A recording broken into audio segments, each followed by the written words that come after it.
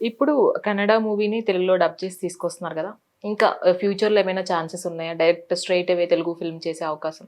అవును. మంచి స్క్రిప్ట్ వస్తే లైక్ అంటే ఇప్పుడు కన్నడ, తెలుగు అని ఏం లేదు మేడం. ఇప్పుడు హ్మ్. కన్నడలో మనం చేసినప్పుడే అనుకున్నాము. ఈ మూవీకి పాన్ ఇండియా అంత లైక్ పొటెన్షియల్ ఉంది.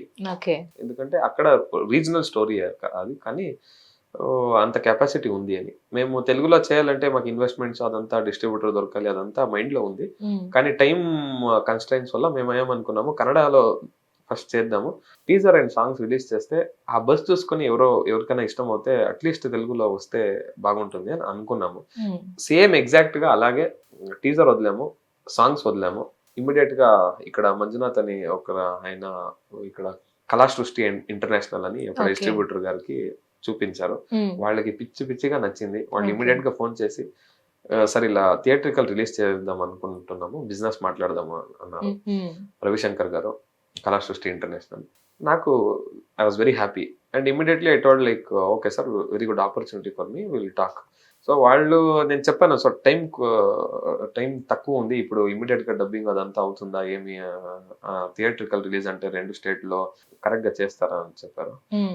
అడిగాను. వాళ్ళు 100% చేస్తాం సార్. హ్మ్. మీకు ఎంత కాన్ఫిడెన్స్ ఉందో హ్మ్. దానికన్నా 10 టైమ్స్ నాకు కాన్ఫిడెన్స్ ఉంది. ఓకే. నేను డబ్బులు పెట్టి కొంటున్నా ఈ మూవీని. హ్మ్. మీరు ఫిక్స్ అయిపోండి. హ్మ్.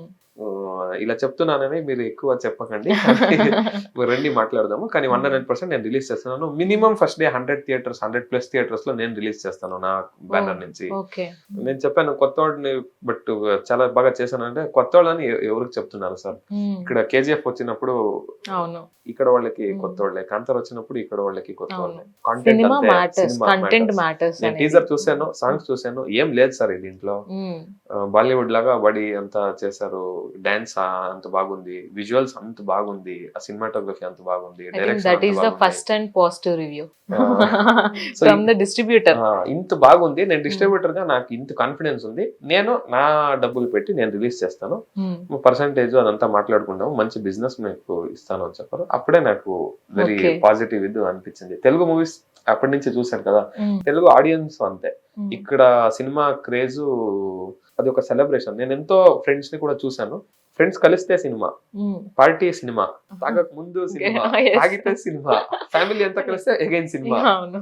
డిన్నర్ అయిందా సినిమా. లైక్ ఫెస్టివల్ వచ్చిందంటే ఫెస్టివల్ వచ్చిందంటే ఇంకా అవును. ఎక్కువ. అక్కడ మనకి ఫెస్టివల్ అంతా వస్తే కొంతమంది అంటే ఇంట్లో ఉండాలి హ్మ్. అనంతా అనుకుంటారు. హ్మ్. ఫెస్టివల్ రోజు ఇంట్లో ఉండాలి, ఫ్యామిలీతో టైమ్ స్పెండ్. ఇక్కడ నేను చూసిండేది ఏమంటే ఫ్యామిలీతో సినిమాకి వెళ్దాము. ఆ! యెస్. అవును. ఫ్రెండ్స్‌తో సినిమాకి వెళ్దాము. హ్మ్. Cinema is like part of their life.